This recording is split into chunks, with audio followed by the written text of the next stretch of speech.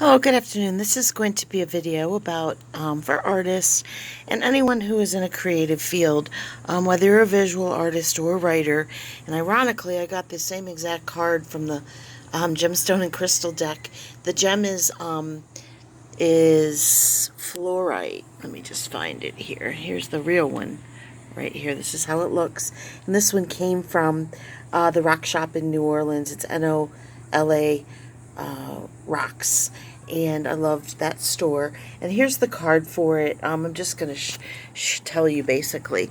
It is, have you ever been unable to focus on complex tasks? You can lovingly accomplish whatever you put your mind to. Develop your inner genius. Educate yourself in areas you feel your knowledge may be lacking. So sometimes when I'm stumped artistically, I'll buy artistic books or read something that is graphic, so that I can get a visual to paint with. And this is the mantra that goes with it. It's right here if you'd like to read it. And then I picked from this is the Sacred Traveler deck oracle card, and I got the Protected Angels card, and this is a citrine in front of it. And the Protected Angel card is all about being cherished by the angels. You're blessed, immense blessings. You're able to call on angelic intervention at any time. Simply be open. It's a time to spread your wings and soar. You are protected. And it wants you to know that sometimes you can't see the road ahead, but you need to have faith. And I believe it has to do with travel too, because travel always opens up new venues and new eyes. The sacred plan for your life is guided. The angelic message is that you're going in the right way. It could also mean that you are an angelic healing force for others, because the light within you is so bright. Now, I totally buy into that. A lot of times things come to me through art. People say it's channeling, but I'm not really certain of that. I think it's just what we're exposed to and what we feel that the collective needs to see. Now, there are times when, of course, we paint dark and our inner world is not all roses. I took a class once, and it was on Leon Galoob, and he was called the Painter of Darkness. And it was the creepiest art. He was a mercenary during the war, and he began to paint. And I didn't paint figuratively in those days, but ironically, it was my number one most pricey oil painting that I ever sold in my whole career. And I sold it twice. The first time I didn't let it go. But it's just showing you a different way, a different view, and traveling definitely opens your eyes up to that. Some of my art is on this site. It's an old Facebook page, Raccoon62. Some of it is at H&H Art Gallery here in Fort Walton Beach, Florida, on the Emerald Coast. And it is a really cool owner-occupied gallery where it's all local artists. And if you ever get a chance, it's close to Destin. It's close to Pensacola. It's a really, really nice art gallery, husband and wife team from New York. And it's just a very, very eclectic, interesting art there. And there's also classes there for children and adults as well. So I will put a link down below. And then I hope the video doesn't cut off, because I'm not really sure. But people always ask me if I was going to travel, what is on my bucket list, because I've lived a lot of places, and I do move around a lot, but this is on my bucket list. New Mexico, Palm Springs, New Orleans, I just did that.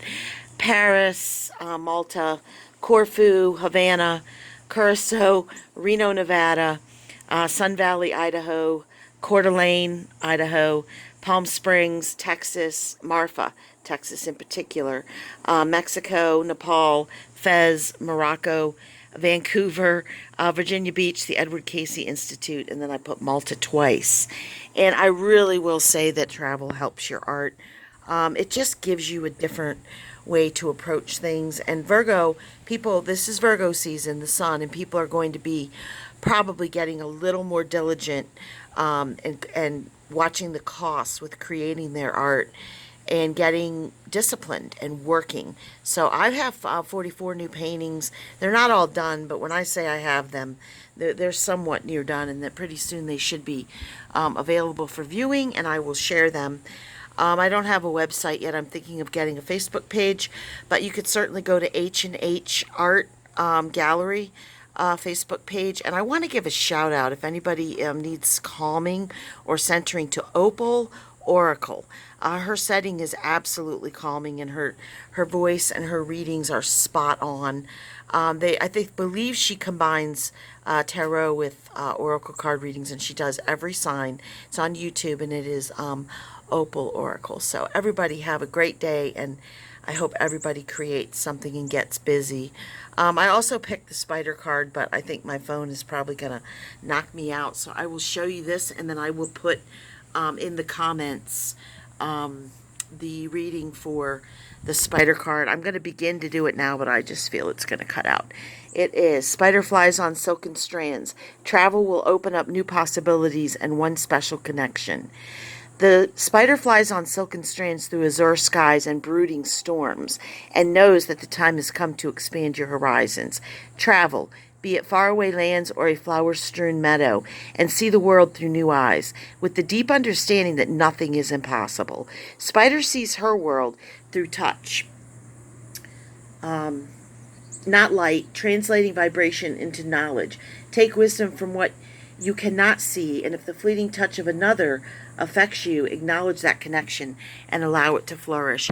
Now, I do know that spider energy is also connected to sexual energy, and I know you can destroy the spider's web and it'll be like spun the next day. So I'm not afraid of spiders. I don't embrace them, but I certainly don't fear them. But it's something else to look up, and I hope everybody plans a little road trip, takes a different path, or even make your path look different.